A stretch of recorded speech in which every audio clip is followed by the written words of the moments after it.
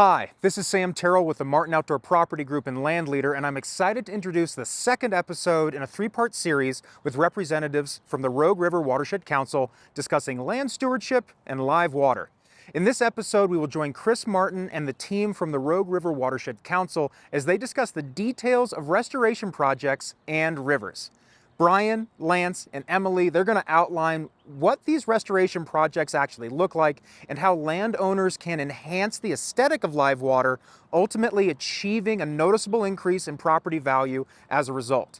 The discussion explores how, through restoration projects and collaboration, spaces can be created for others to appreciate the beauty of a healthy water system and ultimately create a positive feedback loop where beauty and conservation overlap. Brian, Lance, and Emily provide specific examples of projects completed for desired outcomes and the scope and timeline of these projects, along with a step-by-step guide through the restoration process. Access to water remains a main tenet in the approach taken by the RRWC and is shown to be a common thread in the discussions that they have with landowners. They share how their role in mitigating the proliferation of specific undesirable plants can be achieved at no cost to the landowner, and how they strive to educate landowners that there are options and partnerships available that can be a huge benefit on multiple fronts. So if you're a landowner, please watch this video. If you are a person that knows somebody or has water frontage, please share this video with them, and we really appreciate you watching. We hope you enjoy the conversation and stay tuned for episode 3. One of the things I've observed, and I'd love to hear your guys' input on this, is I feel like a lot of landowners' goals is to create a really beautiful setting, a beautiful aesthetic with their live water.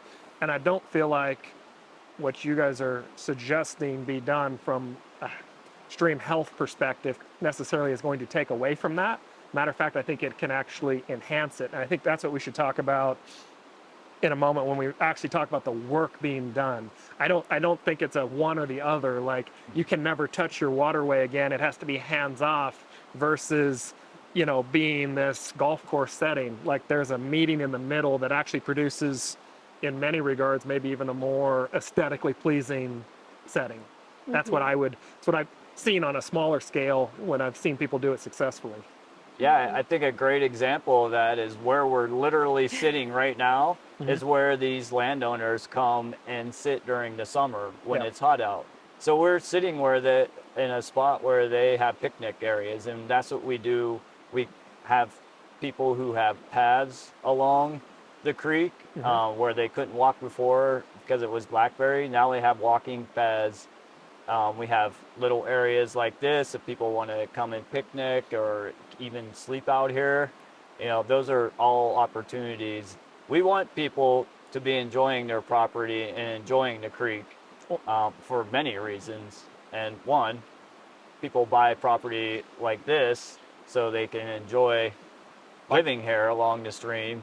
And the more people who go and sit along a creek and enjoy it, the more they're going to care about it. And so it's kind of a positive feedback loop that we're trying to create. Well, and to add to that, you're adding a tremendous amount of value to your real estate if you can actually access your live water versus it being fully overgrown. And that's what, go ahead. No, I was going to say, and this is what I tell people when I go and talk to them about, you know, doing restoration with the Watershed Council, that to me, it seems like it would increase your property value. So it's really nice to have you come and talk to us and reaffirm what I've been telling people as a real estate agent or a realty company, because that is definitely true. Well, I can give the biggest example of water frontage creating value, and this is not scientific, but it was a commercial appraiser agreed with our take on it, was nearly $1 million difference in value, not between the creek, between non-waterfront and the right waterfront. There was a property out in the Applegate Valley that they built a house up on this knob, a little rock outcropping knob, high bank, but other areas of the property had access to the river. And you looked up probably a football field or two worth of the main thread of the Applegate just because there happened to be a bend. And it was a recently built home. You know, they had to jump through all the hoops with the county to build everything there. And that setting right there, everything on paper said it should have sold for about $1 million, $2 million, $3 million, and they had two different people who wanted to buy it for 2.3. Wow. Only logical explanation was the fact that it sat right there, and again, it just the water, being able to see it, experience it, that was part of your life. It was that valuable to those people. Yep. So that's not the case across the board. Don't quote no, me on that as being absolutely. a guarantee. But that was the largest instance I can cite in Jackson County of water frontage meaning that much. And having access and, like you said, being able to actually see it. We just recently worked on a more urban project with a small tributary to Bear Creek, and you couldn't even see the water. I mean, you knew it was there because it's on a map and you could hear it, you know, but you couldn't even see because of how overgrown it was with blackberries. So now the residents in that area can enjoy looking at it and accessing it. And we've sold many properties where the only real visual the buyer ever had of the creek was our drone flying down because you couldn't from a physically bird's get eye to view. it. Yeah.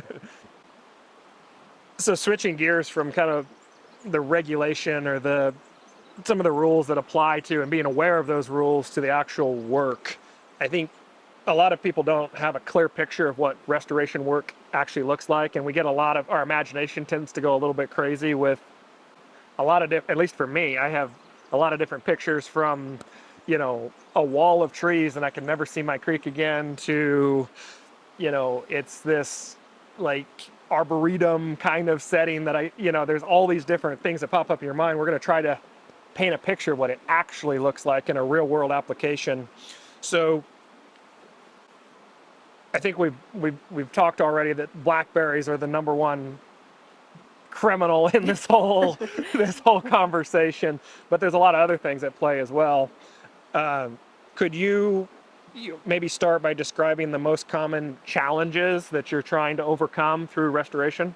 I think a great way to frame the whole scenario is if I kind of walk through what it's like for a private landowner to work with the Watershed Council. Sure. I think that would be an appropriate way, and then we start addressing these challenges that are on the landscape.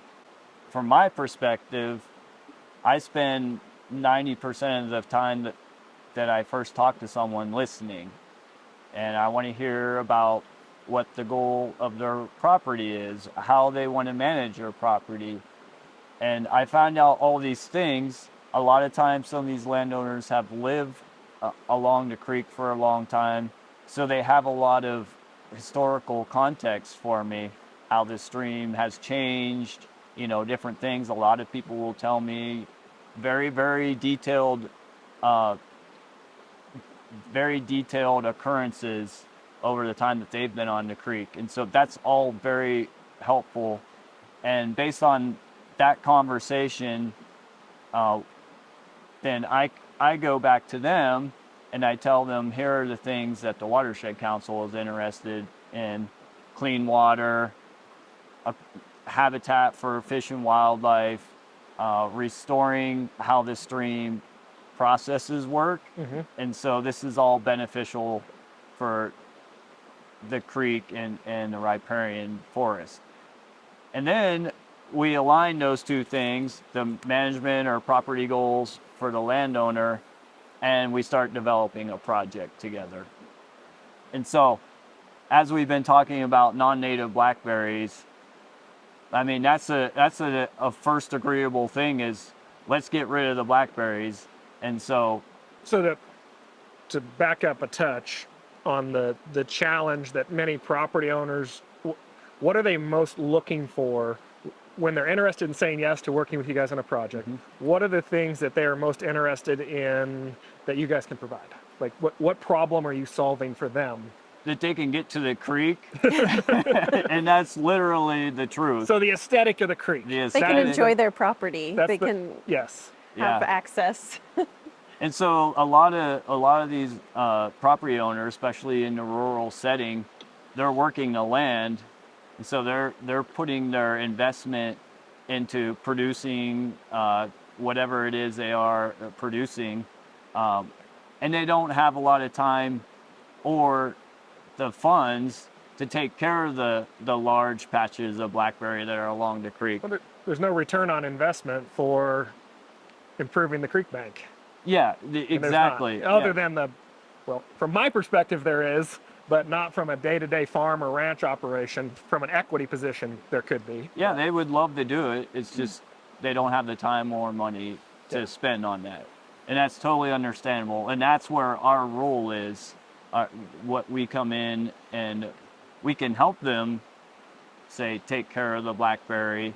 And then what we typically do is once we establish a relationship with someone and everyone is in agreement that we want to do whatever it is we're going to do together as far as stream restoration goes, then the Watershed Council either has some funding or we go out and we seek funding to pay for all of it. So it is a no cost to a private landowner unless they want to contribute some kind of what we call in kind, and that could be clearing some blackberries. A great example is we're literally sitting on 5 acres right now of a 35-acre project that one of the landowners who we're working with decided that they were going to have a contractor come in and do this work for them. So that was their contribution to the project.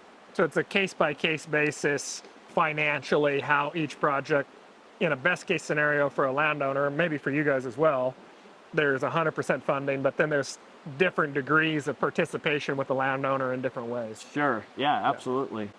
And I think one of, just like what you said to summarize, one of the biggest challenges is just they don't know that they either have this resource or that they have resources available to help them, like the Watershed Council, like partners in this area that are working on these restoration sites. They're just unaware because it's not a common practice. The benefit that I also see, or the challenge benefit equation, however you want to put there, has to do, obviously the owners want access, they want to increase value of the property, so on and so forth.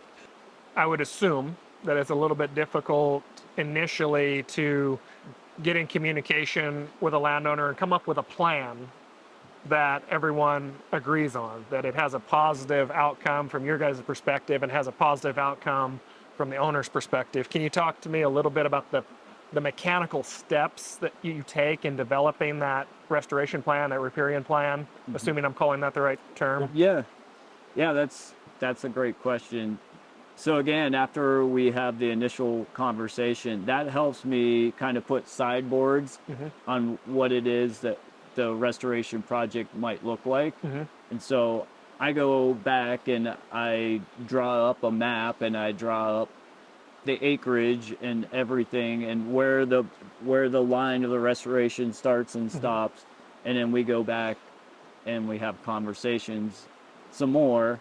So that's a twofold conversation then between the landowner and then the county or whatever other regulatory agencies you guys are reporting to. There's a bit of a dance that has to go back and forth?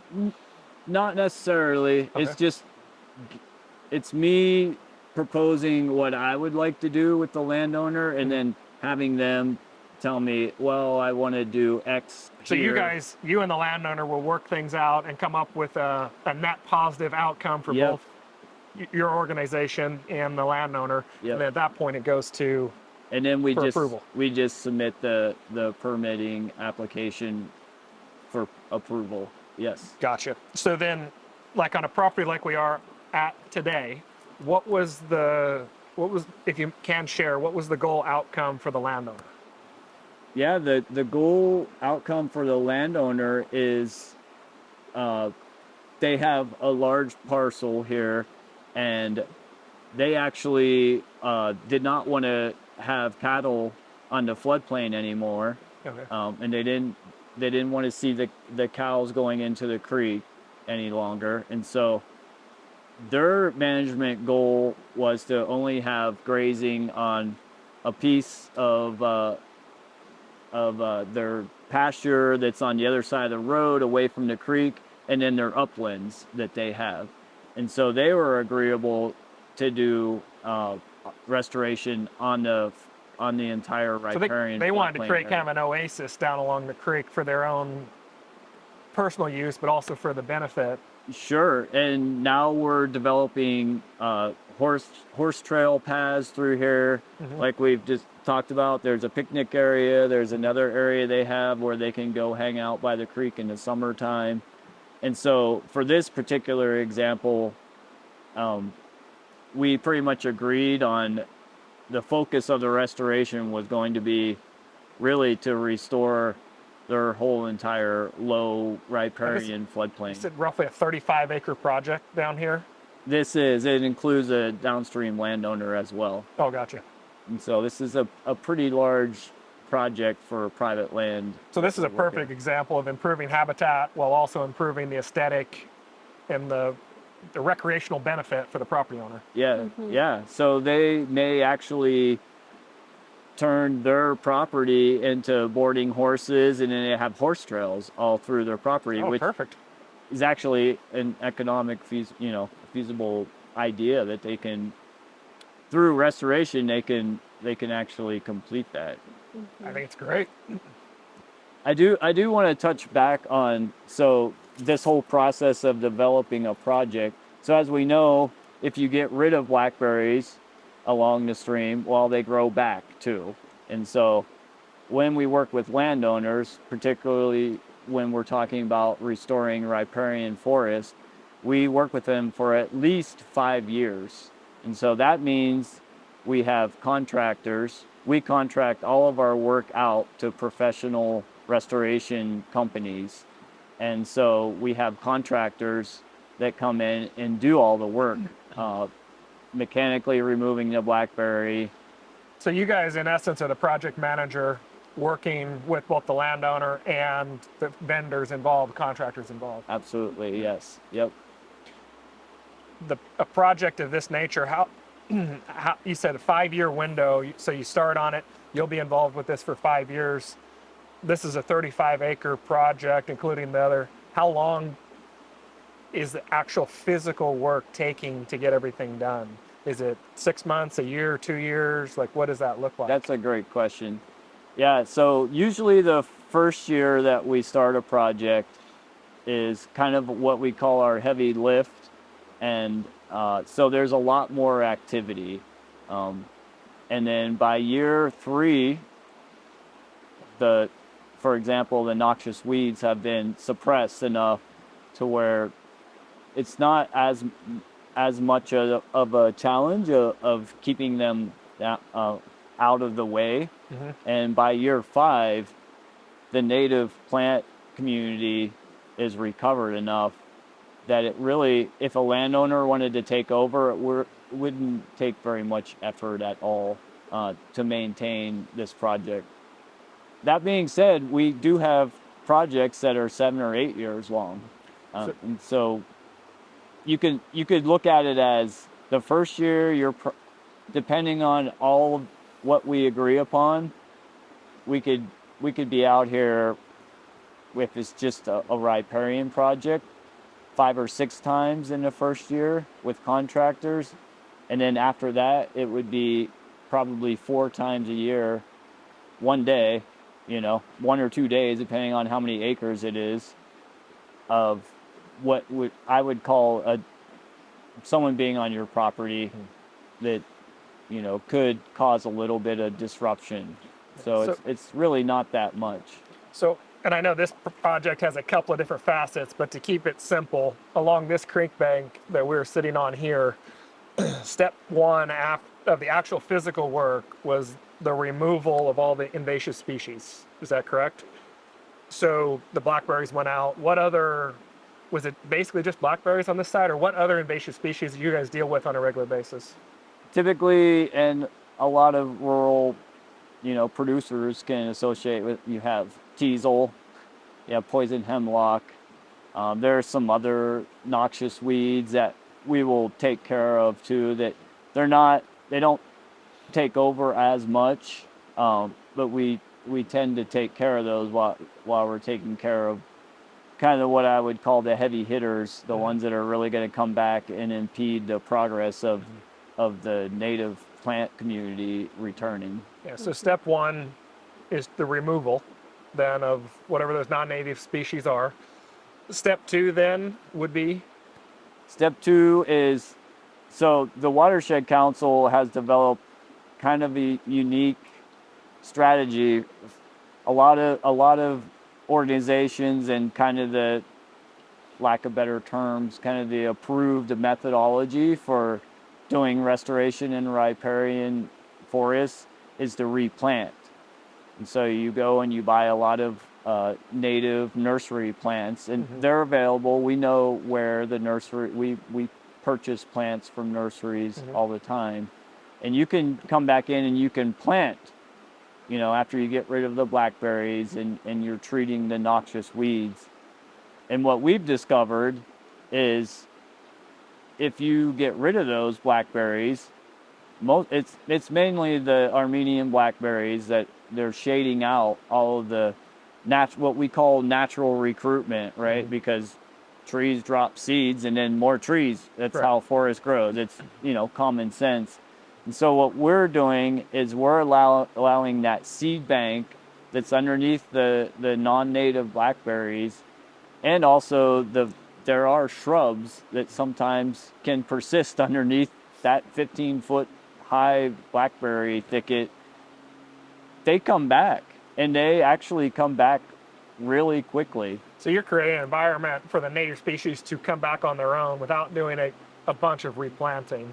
Yeah. And obviously replanting has its place. If a bank has been stripped, there's reasons to bring shade back quicker in certain situations or whatever that might be, correct? Absolutely, yeah. Yeah, it's kind of a case by case scenario. So how do you guys do the weed control, or I'm using the term weed control, but how do you, is that all mechanical, or how are you guys managing that? We use a combination. We follow the integrated pest management guidelines, which is a common practice in the Pacific Northwest, actually, in other places.